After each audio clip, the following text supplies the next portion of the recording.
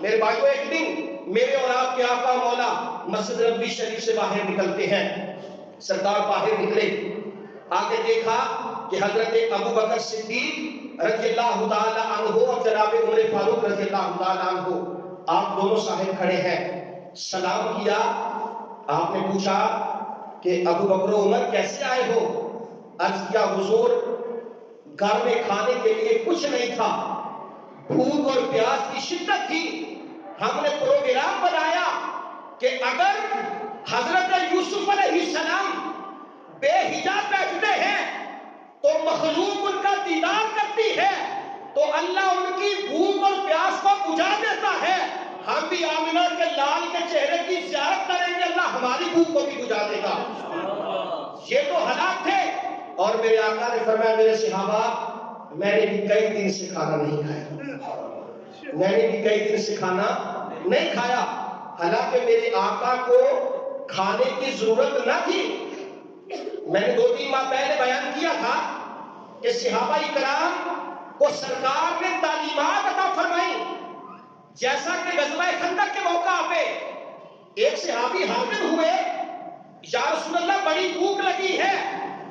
اپنا کرتا اٹھا دیا, پیٹ پہ پتھر باندھا ہوا تھا. میرے اور آپ کے آقا مولا مسکرائے. جب سرکار نے اپنا کرتا مبارک اٹھایا تو سرکار کے پیٹ پہ 2 پتھر باندھے ہوئے تھے.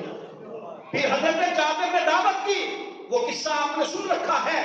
میرے بھائیو یہاں پہ بھی سرکار کو کھانے کی ضرورت نہ تھی, کیونکہ میرے آقا نے صوم وصال رکھے کہ نہ اس میں افطاری ہے نہ اس میں سحری ہے, مسلسل روزہ رکھ رہے ہیں. صحابہ نے دیکھا روزہ رکھنا شروع کر دیا, صحابہ روزہ رکھنا شروع ہو گئے.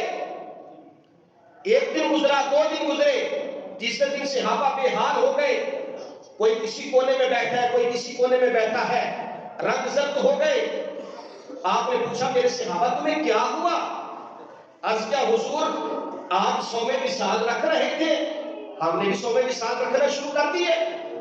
آپ نے صحابہ کو اکٹھا کیا اور اکٹھا کر کے فرمایا ایکم مصری, میرے صحابہ تم میں سے کون ہے میری مثل؟ میرا رب مجھے کھلاتا بھی ہے اور پلاتا بھی ہے, تم میں کون ہے میری مثل؟ میرے بھائیوں ایک صحابی نے بھی یہ نہیں کہا کہ آپ یا ہم آپ کی مثل ہیں. ادھر تو کفار نے کہا تھا آپ صادق اور امین ہیں. تو میرے بھائیوں میرے آقا نے فرمایا اے ابو بکر عمر میں نے بھی کافی دن سے کھانا نہیں کھایا. آپ کے ساتھ وہ چلے.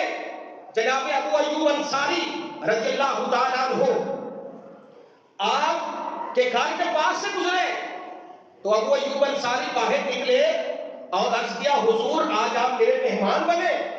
آپ نے فرمایا ابو ایوب تیری مرضی ہے, اگر تو ہمیں مہمان بناتا ہے تو ہم بننے کے لیے تیار ہیں.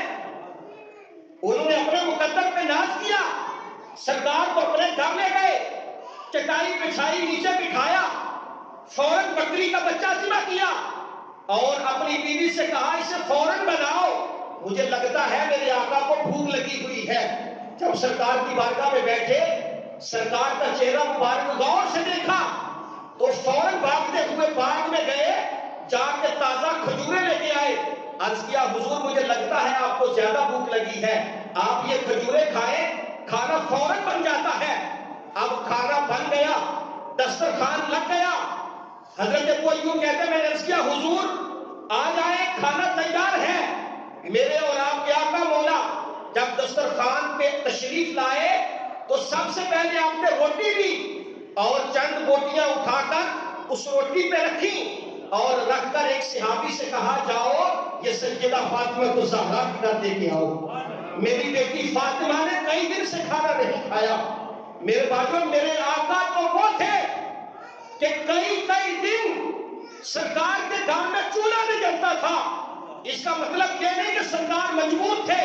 میرے سرکار نے فرمایا اگر میں خود سے کہوں کہ یہ پہاڑ سونے کا بن جائے اور جہاں میں جاؤں میرے پیچھے آئے تو یہ پہاڑ سونے کا بن کر میرے ساتھ ساتھ چلے, لیکن فرمایا کہ میں نے فقر کو پسند فرمایا, فقر میرا فخر ہے اور میں اسی کو پسند کرتا ہوں.